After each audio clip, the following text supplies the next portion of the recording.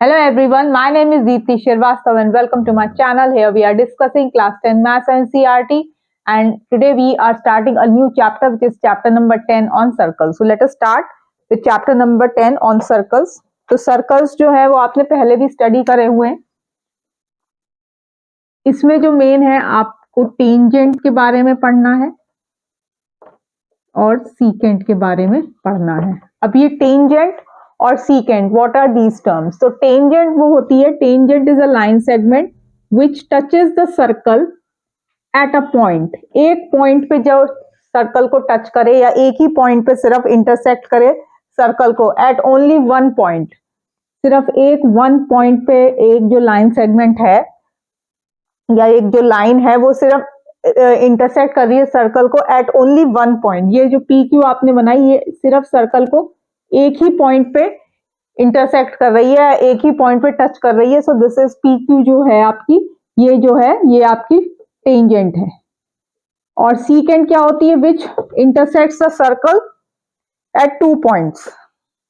तो अगर हम कुछ ऐसे बना दें, कुछ ऐसे, एक आपने मान लो ए बी बना दिया. अब ए बी जो है इट इज से touching the circle at two points which is R and S. तो जब दो पॉइंट्स पे सर्कल को इंटरसेक्ट कर रही है वो लाइन सेगमेंट जो होगी वो that is your secant. Two points पे इंटरसेक्ट करे और टेंजेंट जो है ओनली वन पॉइंट पे इंटरसेक्ट करे. So tangent is a line segment और tangent is a line that intersects the circle at only one point. And the secant और जो सीकेंट है that is a line which intersects the circle at two points, जो intersect करे circle को two points पर. Okay और अब ये जो है, ये जो पॉइंट है, तो द टेंजेंट जो है जिस पॉइंट पे सर्कल को टच कर रही है इसको आप बोल देते हैं point of contact. This is called the point of contact. तो ये इसको आप पॉइंट ऑफ कॉन्टैक्ट बोलते हैं जहां पर कि टेंजेंट जो है वो सर्कल को टच कर रही है, सर्कल को इंटरसेक्ट कर रही है. That is called the point of contact. Okay, अब एक आपकी थ्योरम दी गई है, थ्योरम है 10.1. तो थ्योरम 10.1 क्या बोल रही है कि the tangent at any point, the tangent at any point of a circle, the tangent at any point of a circle is perpendicular का साइन बना दिया, is perpendicular to the radius, is perpendicular to the radius through the point of contact,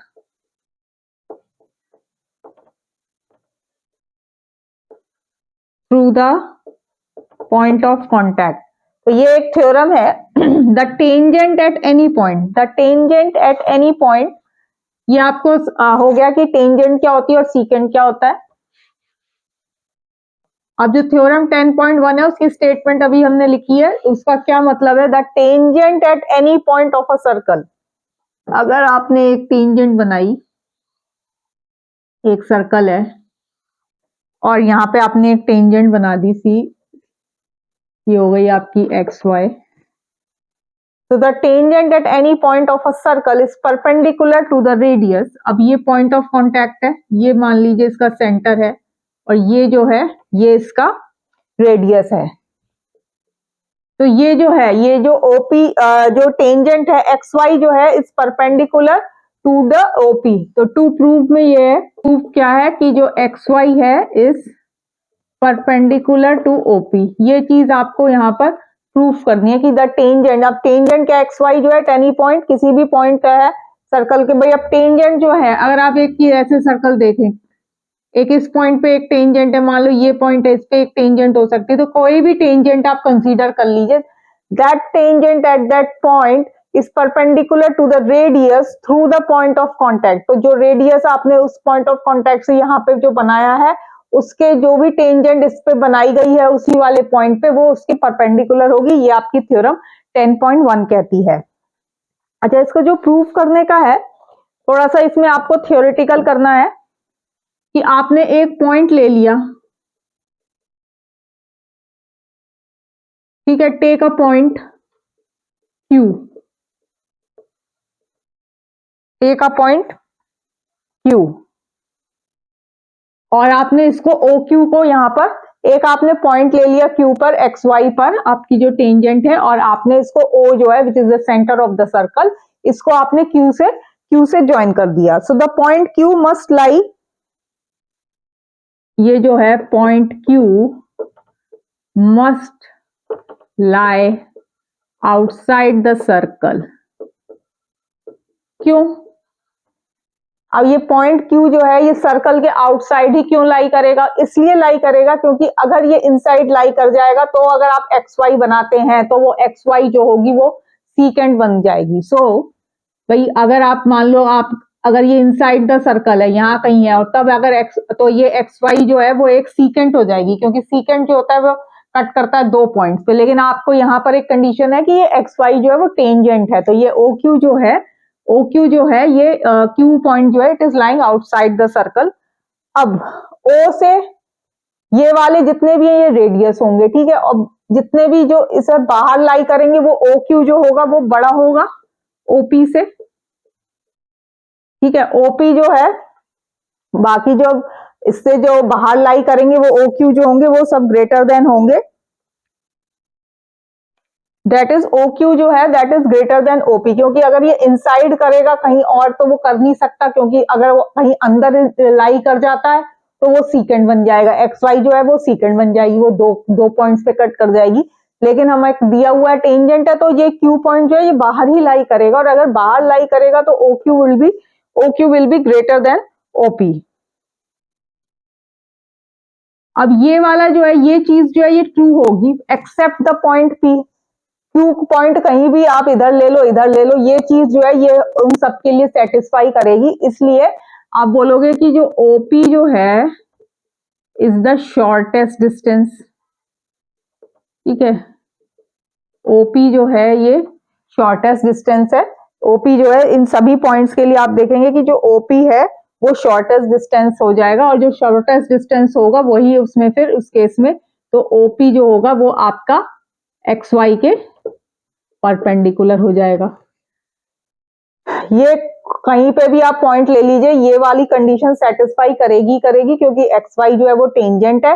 तो वहां से आप देखेंगे किसी भी पॉइंट के लिए जो OP है वही शॉर्टेस्ट डिस्टेंस है, और जो शॉर्टेस्ट परपेंडिकुलर जो होता है आपका, भाई perpendicular is the shortest distance, तो वो तभी होगा भाई अगर ये शॉर्टेस्ट डिस्टेंस है, दैट मीन्स ये वाला जो एंगल फॉर्म हो रहा है ये 90 डिग्री है. Hence you can prove that OP is perpendicular to XY. So this is just a theoretical type of proof जिसको कि आप अपने जब क्वेश्चन सॉल्व करेंगे वहां पे आप इसका ये रिजल्ट यूज कर सकते हैं. वहां पे आप देखेंगे कि आप काफी सारे वो अगर एंगल निकालने को बोलते हैं आप एंगल निकाल सकते हैं कि आपको ये पता है भाई ये जो है ये 90 डिग्री का फ्रॉम द थ्योरम 10.1. सो अब एक सर्कल की एट द मोस्ट कितनी पैरेलल टेंजेंट्स हो सकती हैं? एक ये कॉन्सेप्ट है कि एक सर्कल की, ठीक है, अगर आपने मैंने एक ये टेंजेंट बनाई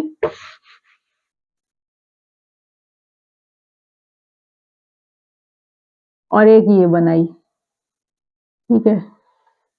अब इस वाले टेंजेंट के पैरेलल एक यही बन सकती है और नहीं बन सकती. टेंजेंट तो बन सकती है, टेंजेंट तो आप ऐसे बना दो, टेंजेंट आप इधर से लेके एक आप ऐसे बना दो, टेंजेंट आप एक ऐसे बना दो. तो टेंजेंट तो आपकी कई सारी हो सकती हैं, लेकिन जो पैरेलल टेंजेंट्स होंगी एट द मोस्ट 2 ही हो सकती हैं. अब ये अगर मान लीजिए टेंजेंट किया तो इसके पैरेलल एक यही बन सकती है और कोई इसके पैरेलल नहीं हो सकती. So at the most you can have 2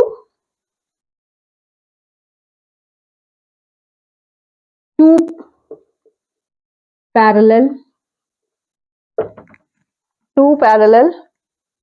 tangents, 2 parallel tangents at the most, ठीक है. तो ये आपके क्वेश्चन में पूछा कि how many parallel tangents can be there at the most. So there can be 2 parallel tangents at the most, ठीक है. एक पॉइंट ऑफ अ सर्कल पे, at any one point of a circle, एक मान लीजिए ये पॉइंट है, अब इस पे एक ही टेंजेंट हो सकती है। इस पॉइंट पे अगर आप देखें, so there can be at any point on a circle there can be one and only one tangent. एक पॉइंट पे सिर्फ एक और एक ही टेंजेंट, एक और एक ही टेंजेंट यहाँ पर आपकी ये बन सकती है जो कि इसको ये टच करेगी। So parallel tangent at the most two हो सकती है, और at a point on the circle there can be one tangent. Circle के कई सारे टेंजेंट हो सकते हैं, लेकिन जिस पर्टिकुलर पॉइंट की आप कंसीडरेशन करेंगे वहां पर सिर्फ आप एक ही टेंजेंट बना। अब अगर ये पॉइंट है तो ये पॉइंट पे आप ये बना देंगे, ये टेंजेंट बन जाएगी इसकी।